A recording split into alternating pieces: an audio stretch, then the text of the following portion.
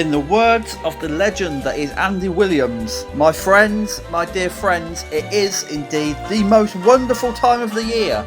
Not just because Christmas is drawing in, not just because there'll be presents under the tree, a glass of milk, a mince pie, and a carrot out for Santa and Rudolph very shortly. But because Tennant Talks is back, issue 4, we are in November, can you believe it? It is almost Christmas already. And I know I said this on the last Tennant Talks, on our last issue, issue 3. Do go and watch that if you haven't already. But, you know, the year, where's it gone? It has absolutely flown by. The last thing I remember, it was New Year's Day, January the 1st, 2019. And then I wake up this morning and it is the middle of November. Where the time goes, I do not know. Work, stress, podcasting, there's about 9 months of my year gone already. But for once, we are going to start Tennant Talks issue 4 off with some good news, because there has been an addition to the Union Smack family. She is the biggest secret I've ever kept, and so welcome to the world, baby Juniper. She was born last Monday, and I couldn't be more proud, and I love you more than I could possibly ever say. So before we begin, just another little side note, before we begin. It is winter, it is cold, I am currently freezing as I record this, and I seem to have picked up a little bit of a cough from somewhere. I don't know whether it's turned into a chest infection, but there is a definite cough. Every time I breathe in, it's tickly, and so if you hear me coughing and spluttering my way through issue 4 of Tennant Talks, then you have my apologies in advance. Because I am doing this not very well at all this week, but as per usual, the show must go on. We're here to give you the news, and without further ado, here is this week's main stories on Tennant Talks.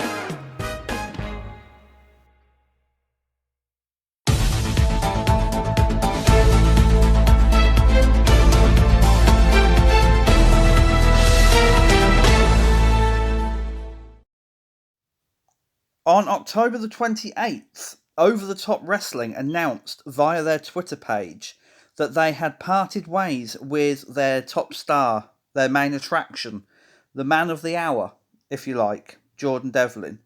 While no cause was given as to why Jordan Devlin and Over the Top Wrestling had parted ways, the split is effective immediately as of October the 28th, that is, and the decision was said to be mutual.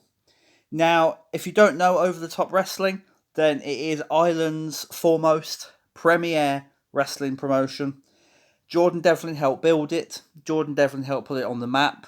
Jordan Devlin, you could say, is the founding father of Over the Top Wrestling, as Pete Dunne and Trent Seven and Tyler Bate are the founding fathers of NXT UK. In the release statement, Over the Top did say that they worked hard to find solutions to whatever troubles they were having with Jordan Devlin's contract, but they would ultimately like to thank him for his remarkable contribution to the company.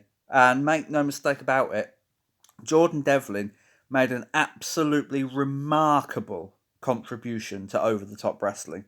He was very much the Pete Dunne of that promotion, and his departure will be felt massively throughout the Over the Top roster, the backstage staff, the fans who loved him dearly, absolutely besotted with Jordan Devlin. And why not? Irish fans, Irish hero. And if you don't believe me, just go back to when he defeated Walter to capture the OTT World Heavyweight Championship. The reaction was one of the biggest reactions you will see this year, or last, or the year before that. It was absolutely heartwarming. He will leave a gap in the roster now, but they do have a deep well in which to fish for the next stars. They've got so many people to replace him. However, it is always tough, you know. It's a tough transition period when your top star leaves. We all know it. It was the same when Pete Dunne left NXT UK. But the promotion transitions, the promotion changes, the fans change, and they will get over it at some point. Jordan Devlin's decision to leave OTT, while he hasn't come out and give a reason, we've had no, I left because I wanted to go here, or I left because I wasn't happy with this, etc. It is understandable. OTT are just starting to get bigger outside Ireland, with the exposure of the internet and the exposure of other stars going to, Ring of Honor in case of Session Moth, Martina, and other stars in NXT UK, drawing eyes to OTT when stars that fans have become invested in go and fight in Ireland. But with that also comes retrospect and reflection, and Jordan Devlin has done it all, in OTT. He's done absolutely everything he could possibly do. Him staying there would only mean that history would repeat itself, if you like. He'd have to tread the same ground, he'd have to try and gain acceptance from a new audience who maybe don't know him, and there's very little point. Jordan Devlin is a man who is young enough, who is talented enough, and who clearly has his sights set on bigger goals, and there's nothing else he could have done. He could have stayed with OTT another 10 years. He could have waited until they completely branched out into the UK, completely branched out into other countries, and he could have been a bigger star there as he probably ever would be in NXT UK. But that would mean repeating history, and he doesn't want to do it, and it's understandable. Jordan Devlin is a former OTT No Limits champion, is a former two-time OTT World Heavyweight champion. His feuds with Walter, which I mentioned at the beginning of the segment, that came full circle at OTT Scrappermania 5 on March the 16th this year. And his feuds with David Starr, they're the stuff of legend. So why would you want to sit around and just retread old ground when you've had some of the best feuds of your entire career already? There's nothing else OTT could have offered him to stay. Not money, not creatively, not anything. And I fully respect his decision to walk away. He walked away literally at the top of his game. It takes some balls to do that. It takes some real, big, what would Vince McMahon call them, grapefruits, cojones, whatever, to walk away from a promotion where you're set for life. And full respect to him for doing that. The news of his departure, it came 48 hours after he lost the OTT World Heavyweight Championship to David Starr in another stunner. If you haven't seen it, I strongly suggest you look it up. I think OTT are on YouTube, or maybe have their own streaming service, but do look the match up, and you won't regret it. And I think it's somewhat nice and fitting that his last act for that company was putting over the next star or a bigger star and dropping the title. He went out the right way, and no one can ever say he didn't. Now, I have heard that some people think this could be a storyline because Devlin has yet to comment at the time of recording, and let's not forget, time of recording, we are almost 2 weeks removed from the news that he would leave. But he does have other irons in the fire. Let's not forget he is the current Progress Tag Team Champion with Scottie Davis, and judging on the past few weeks of NXT UK television, it would appear that WWE are preparing him to replace Walter as the Austrian's contract with WWE expires at the end of 2019. We don't know whether Walter will resign or not, but it would appear that finally Jordan Devlin is being taken seriously, and now he has cut ties with OTT and can dedicate his time to NXT UK and to Progress, just floating between the two. I'm sure he'll wrestle everywhere else, but for the time being, he'll float between the two. WWE may actually look at him as a serious contender to the throne now, which they should, because he absolutely is. If WWE can capture the OTT Jordan Devlin, the performances and the passion, and just the sheer star power that put OTT on the map, then they have the next 3 years of NXT UK sewn up. This man, and I'm not saying he could be bigger than Pete Dunne, because Pete Dunne was lightning in a bottle. You know, he was once in a blue moon, never to be repeated, never to be imitated. But Jordan Devlin could be just as big, because he does have the charisma, he does have the in-ring skill, and WWE really need to concentrate on building him and his legacy on the brand, and let's hope they play their ace to its strengths. We don't know what's next for Jordan Devlin, but everyone here at Union Smack wishes him the best. I'm sure he'll make the most of NXT UK. I'm sure he'll make the most of Progress. And I look forward to this time next year to Jordan Devlin being our WWE United Kingdom champion.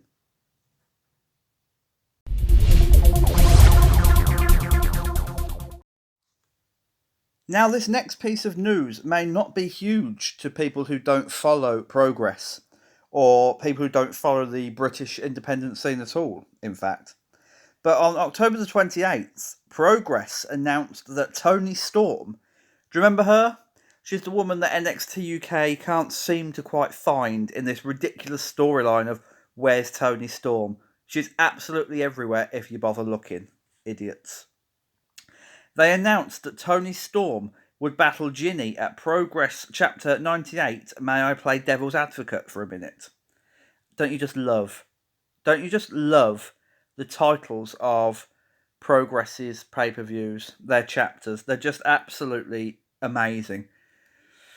Now, this match will determine the number one contender to the Progress Women's Championship. However, it's big news because this is the renewal of an old rivalry. And it's an old rivalry which not only helped to redefine the Progress Women's division, but in several ways it's also a rivalry that has defined both women's careers. And I'm going to take you through their history, because some people, just simply don't know it and will just look at this and say, oh, another match? Why is that news?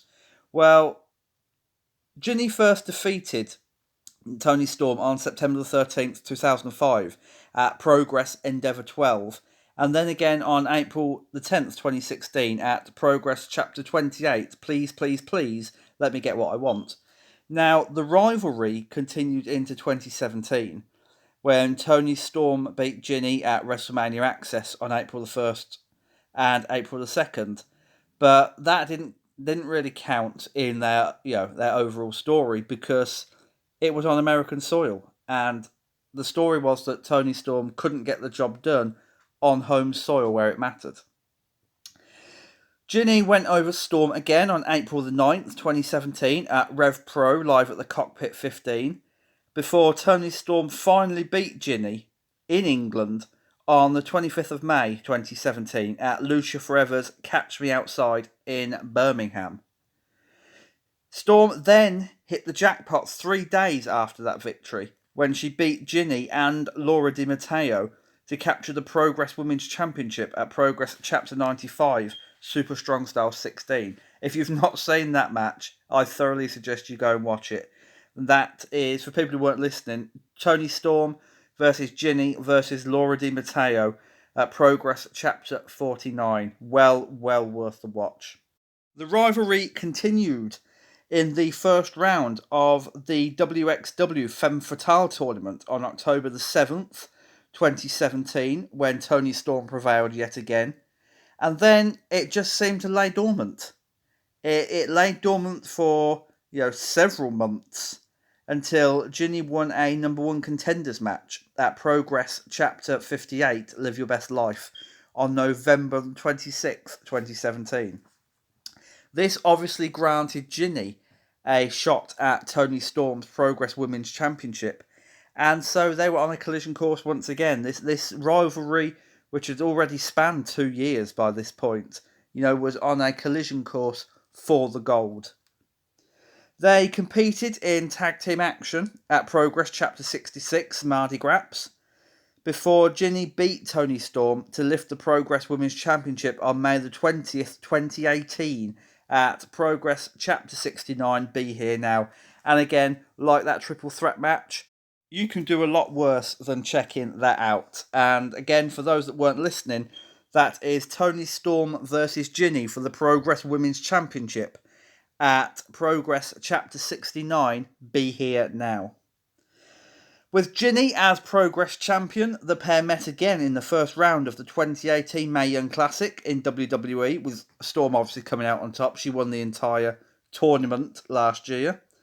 And then Ginny went on to team with the Grizzled Young Veterans to beat Toni Storm, AEW's Darby Allin, and Jack Sexsmith on August the 11th, 2018, during Progress's Coast to Coast tour. Storm then beat Ginny in the semi-finals of the NXT UK Women's Championship tournament, with Ginny returning the favour at Progress Chapter 76 Hello Wembley, when she successfully defended the Progress Women's Championship against both Toni Storm and Millie McKenzie. The last time they met in singles action on British soil was for the NXT UK Women's Championship in Coventry, though they did compete in a 6-woman tag team match shortly before TakeOver Cardiff. Now, I hope I haven't just been droning on for 5 minutes, and you can see why this is news for Progress. You know, that they've relit the embers of an old fire. People are keen to see it, and I'm not actually sure where this goes. Toni Storm does need the win. You know, she's lost to Dani Luna. But then Ginny hasn't been making any great strides or waves either. So they both need the win, because Ginny versus current Progress Women's Champion Meiko Satomura would be decent. Toni Storm versus Meiko Satomura is a main event match anywhere in the world except NXT UK. So I'm going to go with Toni Storm on this one, though it will more than likely be Ginny. However, do keep your eye out for whoever wins this match versus Meiko Satomura at a future Progress Chapter event.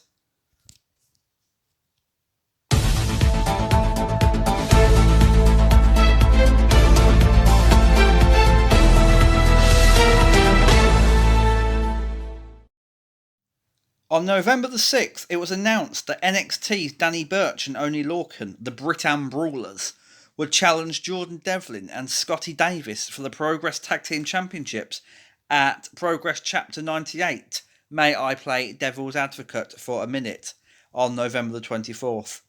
This news comes hot on the heels, actually, of their appearance in the WXW World Tag Team Festival, the results of which you can hear on issue 3 of Tennant Talks.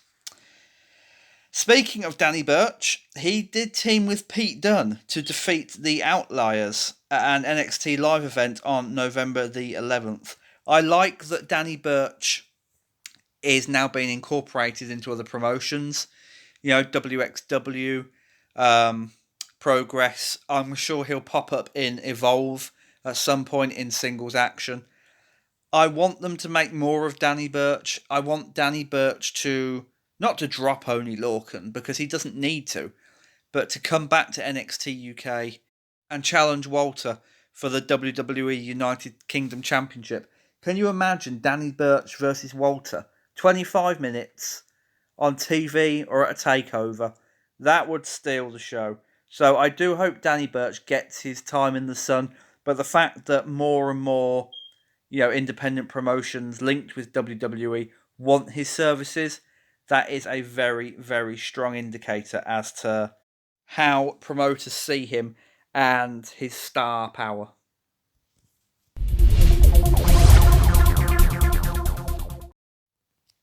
We are sticking with Progress Chapter 98. May I Play Devil's Advocate for a Minute? And on November the 7th, Progress announced that Travis Banks, the Kiwi Buzzsaw, would battle TK Cooper in a grudge match on November the 24th.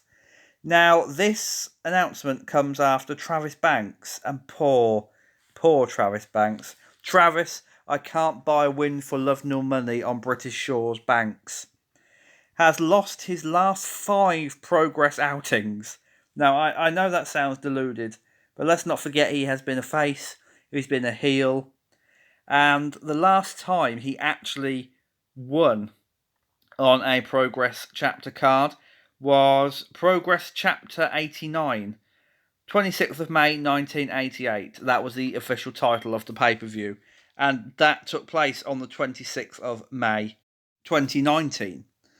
He was then a member of the Sheepwhacker Cousins, and he beat the team of Blumenfeld, Harrington Smythe and Jones, who were Stoker Howley and Sid Scala.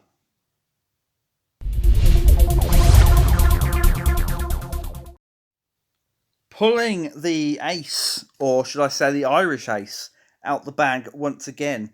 On November the 11th, during WWE's recent European tour, the company visited Germany for a live event, and fans in Germany got a treat. When Walter, WWE United Kingdom champion Walter, made a surprise appearance and defended the WWE United Kingdom Championship against Jordan Devlin.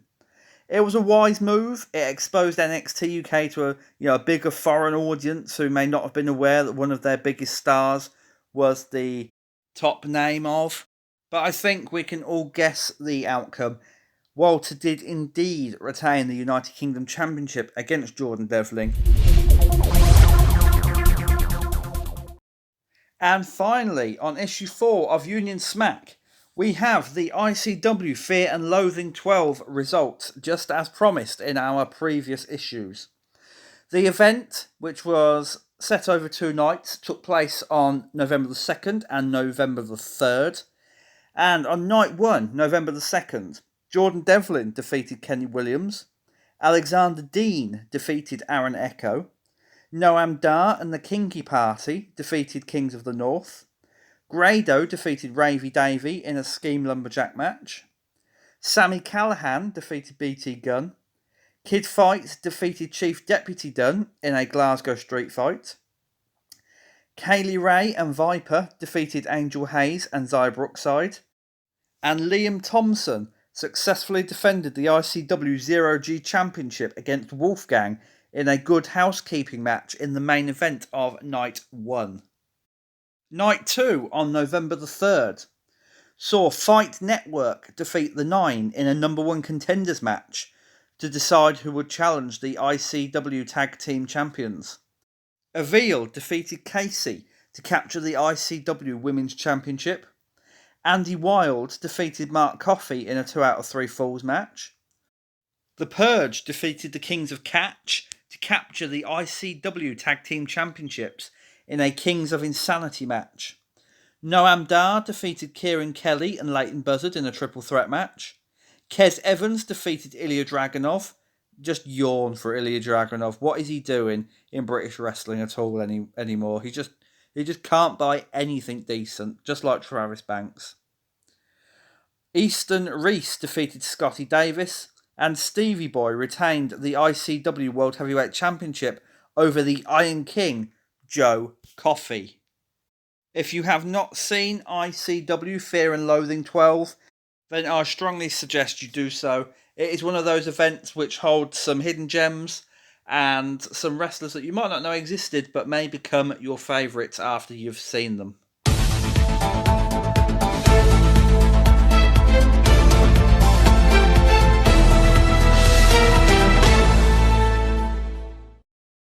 And that is all for issue 4 of Tennant Talks. I am going to get out of here before my voice breaks and before I start coughing hideously. So thank you very much for listening. You can find me, as always, on Twitter at The Perfect Tenant. You can find Travis on Twitter at The Hibiki TMD. Do not forget to log on to our online shop, unionsmack.bigcartel.com, for the official Union Smack t-shirt, the official Hibiki TMD t-shirt, the official Reset Button t-shirt, Tennant Talks t-shirt, and Union Smack Hall of Fame t-shirt. That will return shortly as Travis inducts Fit Finley before Christmas.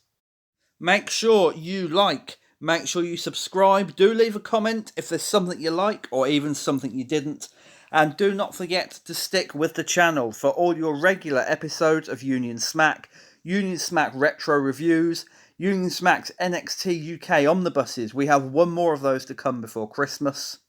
The Union Smack Hall of Fame, as I mentioned, and of course, do check out The Alternative with Travis and Colin every week as they review AEW for your pleasure. Among all of that, Travis has Hibiki High Spot, Hibiki Live, Hibiki Pro, Hibiki Quickie. He's gonna probably have Hibiki Christmas at some point. Don't think I didn't notice Hibiki Halloween after I mentioned it. And of course, all the latest in retro gaming and pro wrestling for your pleasure. We will also have the Union Smack Christmas messages from me and Travis coming the week before Christmas, so do look out for them. And for now, I am out of time, I'm out of breath. Thank you very, very much for listening. And for this edition of Tennant Talks, good luck, good night, and goodbye.